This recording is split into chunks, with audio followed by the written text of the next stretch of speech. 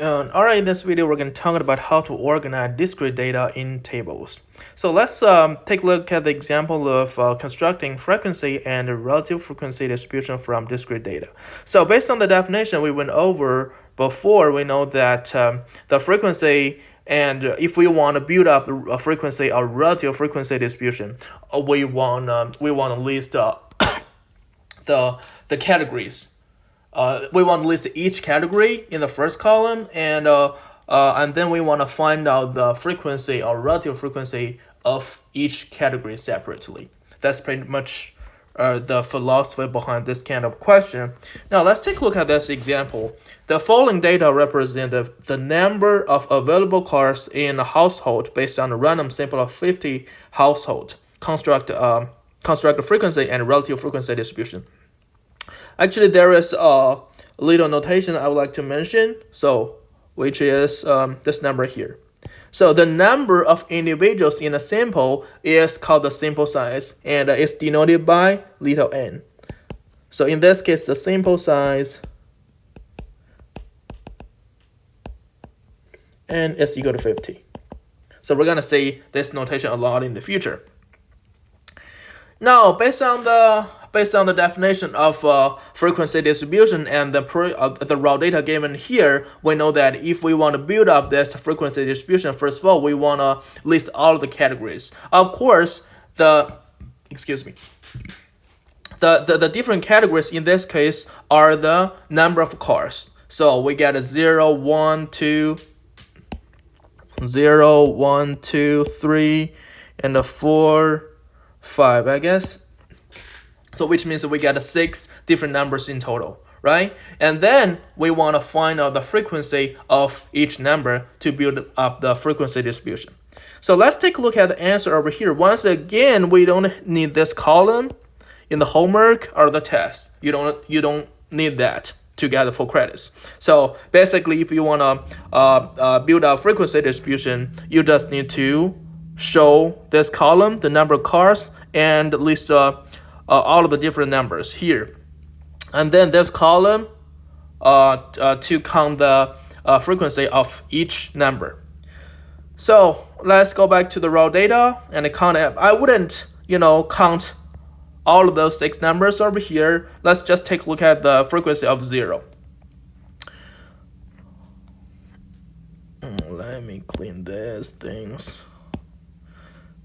So for 0, so we get a 1, 2, 3, and then 4. So the frequency of 0 is 4. So since we got our raw data here and we got the answers here, I wouldn't count them all over here. And based on the answer given here, we know the frequency of 1 would be 13, the frequency of 2 would be 22, and the frequency of 3 would be 7, frequency of 4 is 3, frequency of 5 is 1. And then if we want to build up the relative frequency based on the definition, we want to find out the relative frequency of each number separately by applying the formula of the relative frequency. And we know that based on what we learned in the previous video, we know that the relative frequency is equal to the frequency of each category divided by the sum. So if we want to find out the relative frequency, we want to find out the sum of all frequencies first. Of course, the sum of all frequencies is going to be equal to the sample size, which is 50. Of course, you can add them all up, you get a 50 anyway. And then, let me double check it. It's 4, 13, 17, 17, 39, 40, 50. Yeah, that's right. So we got the sum is 50, and we got each frequency in this column here, and then we can just go ahead and find out the relative frequency, and by applying the formula. So 4 divided by 50, and then 13 divided by 50. Of course, this would be 22 divided by 50, and then 7 divided by 50, and then 3 divided by 50, and then 1 divided by 50. Okay, so this is very, very similar to the frequency distribution we learned in the previous video. Okay, Now, once we know how to organize the discrete data in the tables, let's take a look at how to organize the discrete data in the graphs. And the graphs we're going to use here is called the histogram. Let's take a look at the definition. A histogram is constructed by drawing rectangles for each class of data. Okay, the head of each rectangle is the frequency or relative frequency of the class. The width of each rectangle is the same, and the rectangles touch each other. So this part over here is the main difference between the histogram and the bar graphs we learned previously. And we know that the bars in the bar graphs are separate. They are not touching each other. But in this case, in the histogram, rectangles touch each other. Now, let's just look at how to draw a histogram over here based on the given example. So based on the previous example, we got the frequency and relative frequency distribution, and we want to draw a frequency. We want to draw a histogram for the frequency distribution and a histogram for the relative frequency. So similarly to what we learned in the previous video, we need to list the numbers, different numbers on the horizontal axis and the frequencies on the vertical axis. And each rectangle has the same width. And since we are drawing a histogram, the rectangles touch each other. They're touching here, okay? And of course, the head of each rectangle represents the frequency of this number. So this would be 4, and then 13, and then 22, and then 7, and then 3, and then 1. Like that. So similarly, for the histogram for the relative frequency, the difference is that we need the relative frequency on the vertical axis and the different numbers on the horizontal axis as well. And then we just need to draw the rectangles with equal width, and the head of each rectangle represents the relative frequencies we got over here. Okay, and just keep this in your mind. The difference between histogram and bar graph is that in the histogram, the rectangles touch each other. In bar graphs, rectangles don't touch each other. And histogram works for the discrete data, and the bar graphs works for the qualitative data. Okay.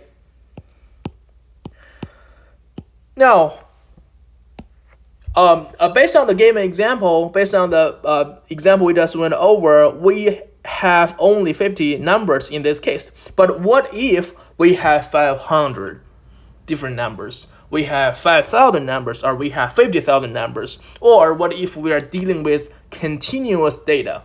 So based on the definitions of the continuous variable, we know that there are infinite number of possible values for the continuous variable. So what if that happens?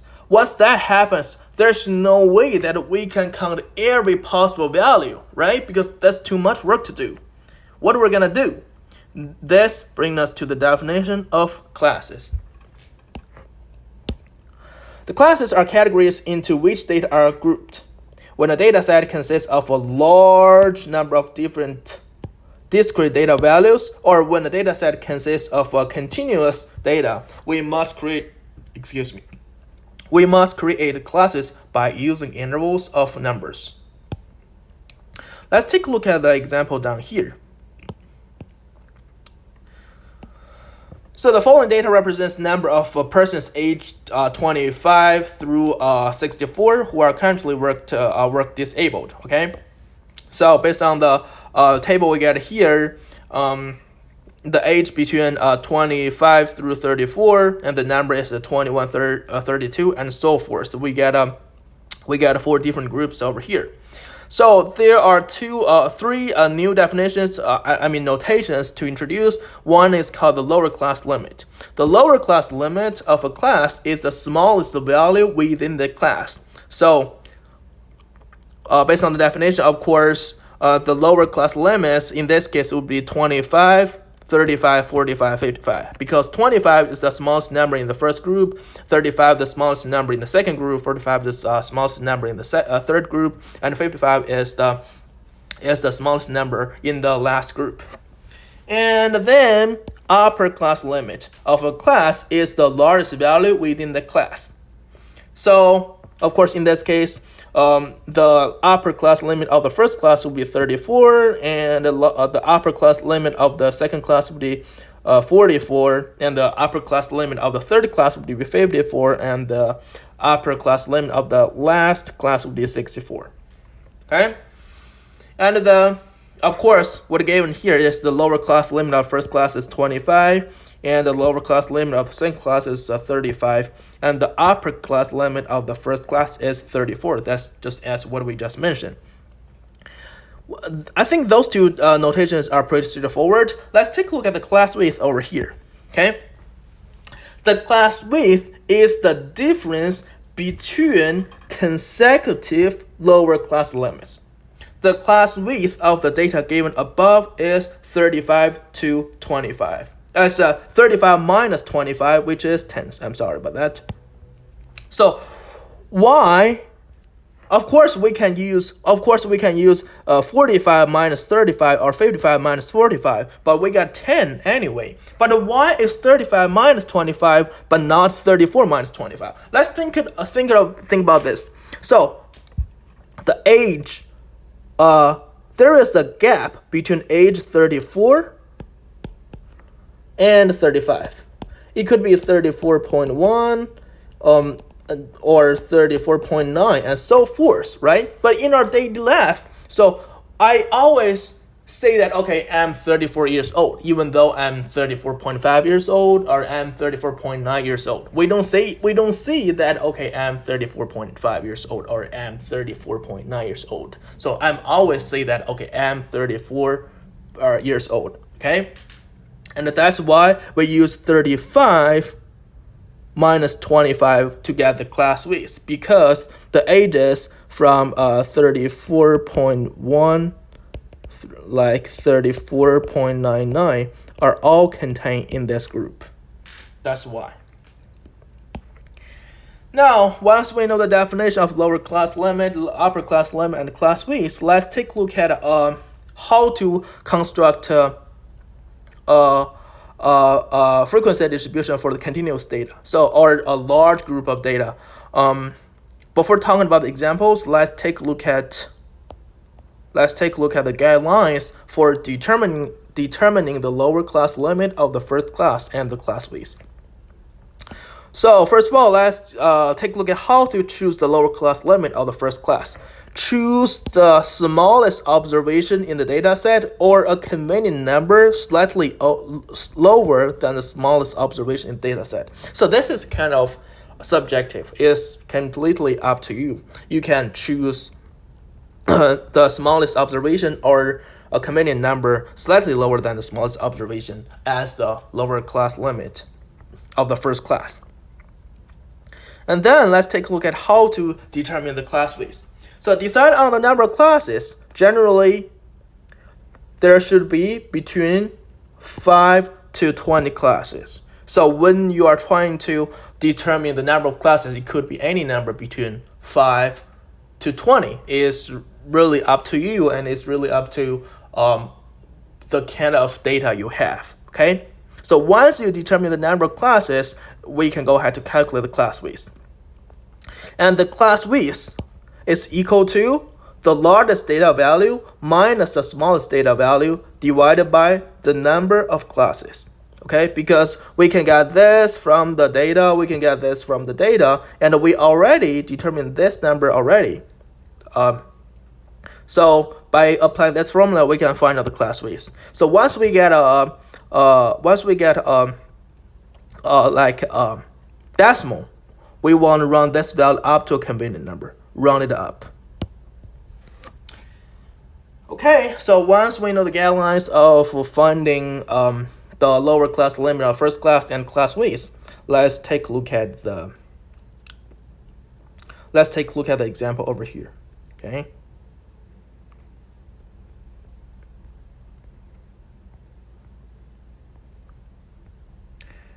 So the problem says the following data represent the time between eruptions, of course in seconds, for a random sample of 45 eruptions. Since we get 45 eruptions, the sample size in this case is 45.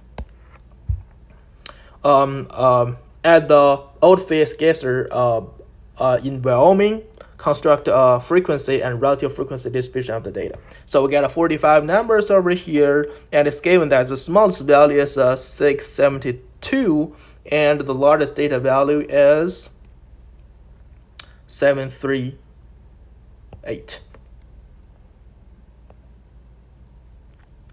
And then let's take a look at how to find the classes.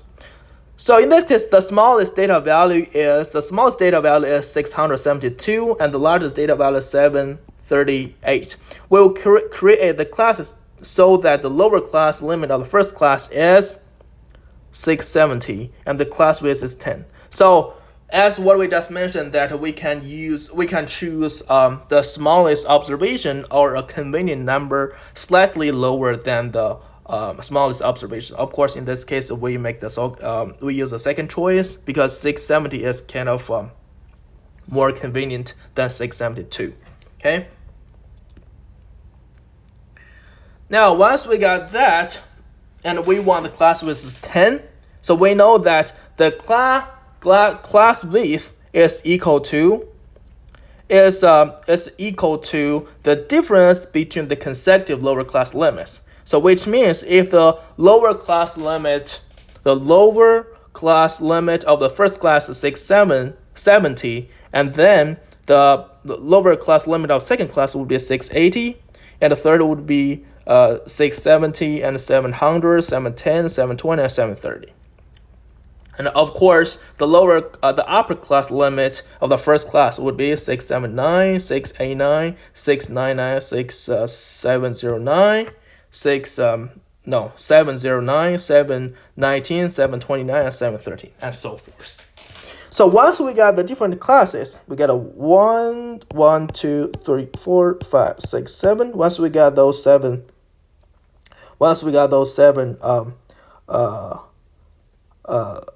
classes, we just go ahead to build up the frequency distribution. So, based on the definition of frequency distribution, we know that we need to list the different categories. In this case, the categories are those 7 classes. And then, once we got all of the 7 classes over here,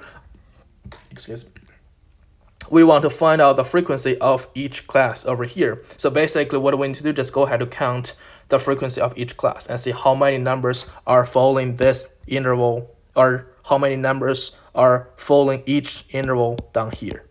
Okay, and that would be the frequency of this corresponding interval. So let's take a look at the first number. I wouldn't count all of them over here. Let's just take a look at the two. How do we got the 2 over here? So we're looking for the number of observations between 670 and 679. So in the raw data, we want a 670 and 670 and 679. We want a 670 to 679. 670, we don't have that in the first column. We got 670, we got 678 over here, and then